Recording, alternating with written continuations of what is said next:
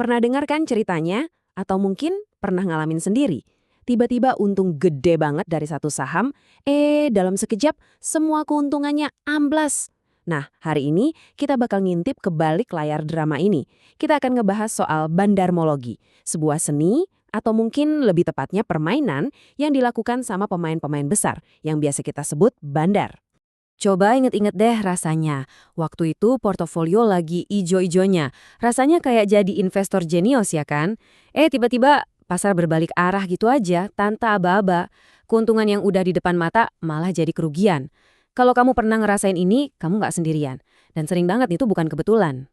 Roller coaster emosi yang kita rasain itu seringkali udah dirancang dengan sengaja. Di balik harga yang naik turun, kelihatannya acak, sebenarnya ada skenario yang lagi berjalan. Ada dalang yang lagi narik-narik tali dari belakang panggung.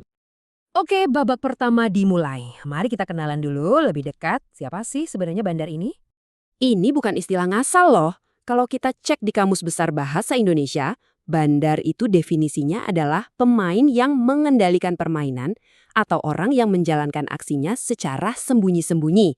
Nah, kata kuncinya ada dua, mengendalikan dan sembunyi-sembunyi. Ini negasiin kalau mereka itu operator yang super penuh perhitungan. Jadi, anggap aja penjelasan kali ini kayak kita lagi ngebongkar buku panduan rahasia mereka. Kita akan bedah strateginya satu persatu, biar kita bisa ngenalin kapan permainan mereka lagi berjalan.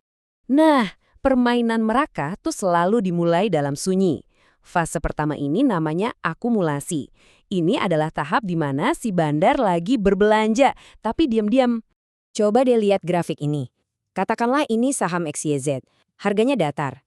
Gitu-gitu aja di sekitar 100 perak, bisa berbulan-bulan. Terus coba perhatiin volume transaksinya di bawah, tipis banget, mungkin cuma beberapa ribu lot sehari. Saham ini tuh kayak lagi tidur, nggak ada yang ngomongin di forum, beritanya juga sepi. Justru di saat sepi dan membosankan inilah bandar beraksi. Mereka nyicil beli sahamnya tiap hari, dikit-dikit, biar nggak narik perhatian. Dan yang penting, nggak naikin harga. Tujuannya apa?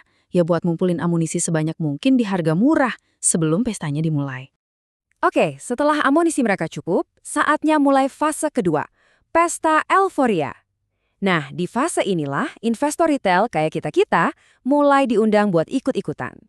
Tiba-tiba, boom! Saham yang tadinya tidur sekarang meledak. Harganya terbang dari 100 ke 200 terus ke 400. Dan yang lebih penting lagi, lihat deh volume di bawahnya.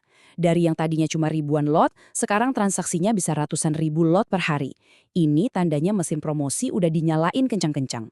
Kenaikan harga ini biasanya didukung sama pom-pom yang masif. Mendadak muncul berita kalau perusahaannya mau ngelakuin aksi korporasi besar. Analis yang tadinya diam aja, sekarang rame-rame rekomendasiin beli. Influencer saham di media sosial nggak mau ketinggalan, ngebahas saham ini terus. Sebuah badai euforia yang sempurna. Nah, di sini nih, psikologi kita benar-benar diuji. Rasa takut ketinggalan kereta atau FOMO mulai mengambil alih. Kita lihat orang lain pamer untung, dan akhirnya kita ikut-ikutan beli. Di harga 600, 700, bahkan 800, dengan harapan kereta ini bakal terus melaju kenceng ke bulan. Dan sekarang kita tiba di puncak pesta. Fase ketiga, fase distribusi. Inilah momen di mana jebakan yang udah disiapin dari awal akhirnya akan ditutup. Beginilah cara bandar keluar dari permainan dengan untung besar. Pas hype lagi di puncaknya dan semua orang lagi kalap berebut beli, mereka justru ngelakuin hal sebaliknya. Mereka mulai jualan jutaan lembar saham yang udah mereka kumpulin di harga seratusan tadi ke kerumunan yang lagi dilanda euforia. Tolong perhatiin baik-baik grafik ini ya. Ini adalah tanda bahaya paling besar. Lihat, volume transaksinya gila-gilaan. Jutaan lot pindah tangan dalam sehari.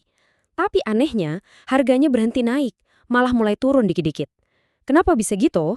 Yah, karena setiap ada permintaan beli dari retail, langsung dihajar sama penawaran jual raksasa dari si bandar. Bayangin deh, harga saham ini akhirnya nyentuh puncak di 1.000 perak. Wah, investor retail yang baru masuk pasti seneng banget. Mikirnya ini baru permulaan.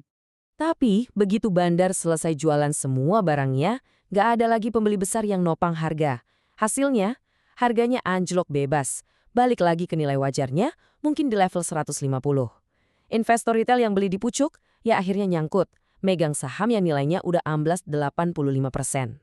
Ini emang pengalaman yang menyakitkan, tapi setiap kerugian di pasar saham tuh selalu ngasih pelajaran yang sangat berharga. Yuk kita tarik hikmahnya.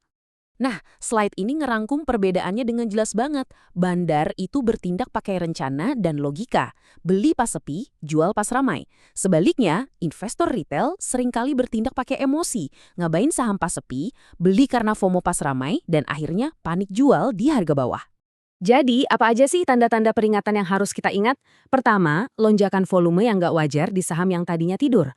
Kedua, berita dan promosi yang kayaknya terlalu bagus untuk jadi kenyataan.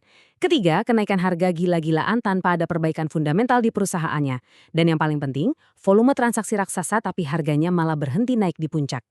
Pertanyaan terakhir ini bukan buat dijawab sekarang, tapi buat kamu renungin pas lagi lihat portofolio kamu.